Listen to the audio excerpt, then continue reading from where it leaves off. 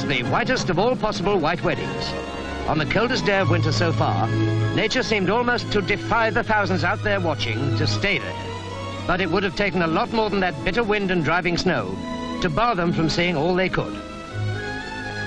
Stage and screen were represented. Douglas Fairbanks and his wife hurried to the Abbey, soon followed by Noel Coward.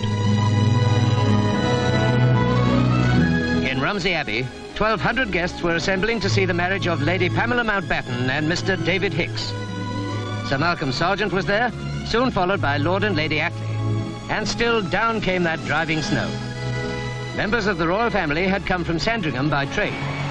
The Duke of Edinburgh arrived with Prince Charles, and then turned his attention to a very young person indeed, 5-year-old Princess Frederica of Hanover. Next arrival to battle against the weather was the bride's father, Earl Mountbatten. Perhaps just a little harassed, as any father of a bride is entitled to be on such a day. All that Lady Pamela could possibly do was to seek the shelter of the Abbey without delay. While the thousands waited outside, she and Mr. David Hicks became man and wife. In the porch, they posed for the pictures millions wanted to see. In that weather, women had to be very close to take in the superb gown. It was created by work of white silk satin, collared and cuffed in white net.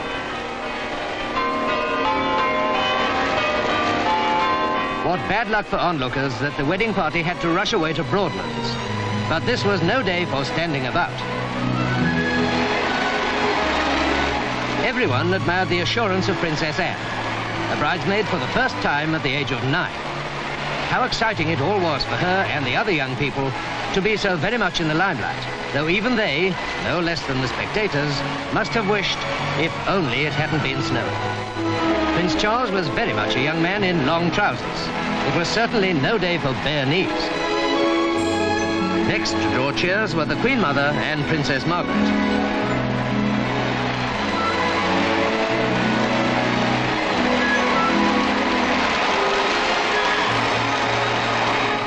Within the walls of Broadlands, Hampshire seat of Earl Mountbatten, the bitter weather was forgotten. The wedding cake was modelled on Broadlands. Then the toast was the happy couple, with the Queen's children well to the fore in drinking it. If only circumstances had not prevented the Queen herself being present.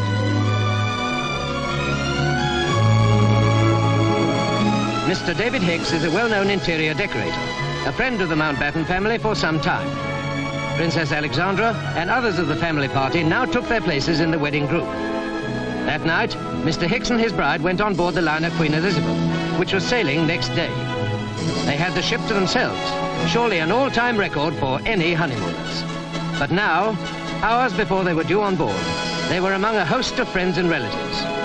The whole country wishes a long life of happiness to Mr. Hicks and Lady Pamela.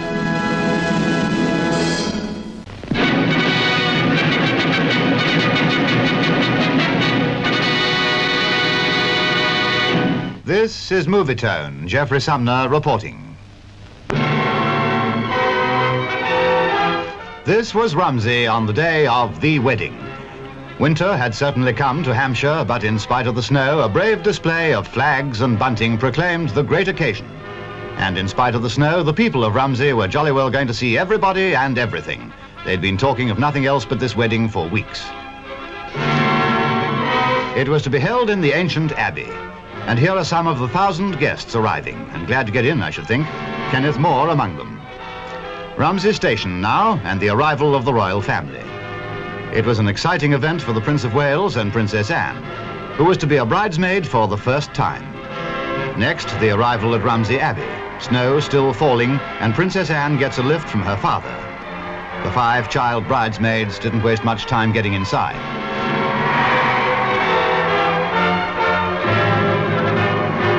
Bridegroom, Mr. David Hicks, with Lord Brabourne, his best man.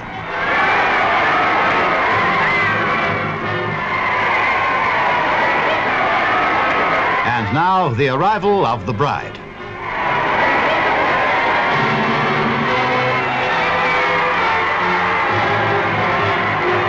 Lady Pamela Mountbatten with her father, Earl Mountbatten of Burma. She wears a gown of heavy white satin trimmed with white mink and a voluminous white veil. After the marriage service, bride and groom coming out to leave for the reception faced the falling snow. Theirs was a white wedding if ever there was one.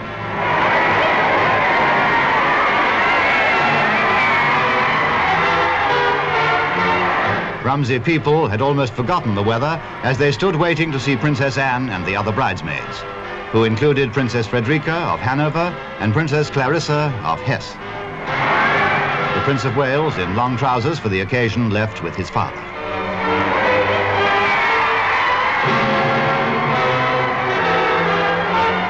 And the Queen Mother with Princess Margaret.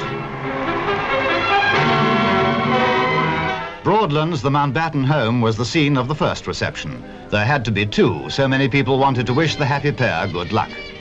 The Prince of Wales offering his good wishes to the bride.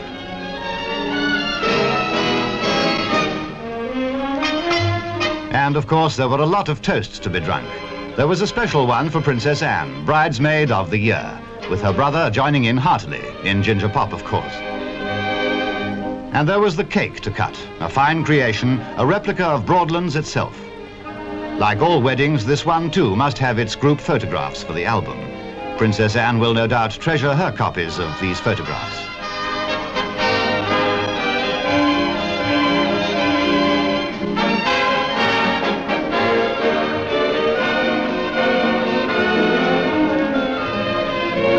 The Queen of Sweden, the Duchess of Kent, Princess Alexandra and Lady Mountbatten. Princess Margaret and the Queen Mother. May we join in the countless good wishes to bride and groom for their long life and happiness.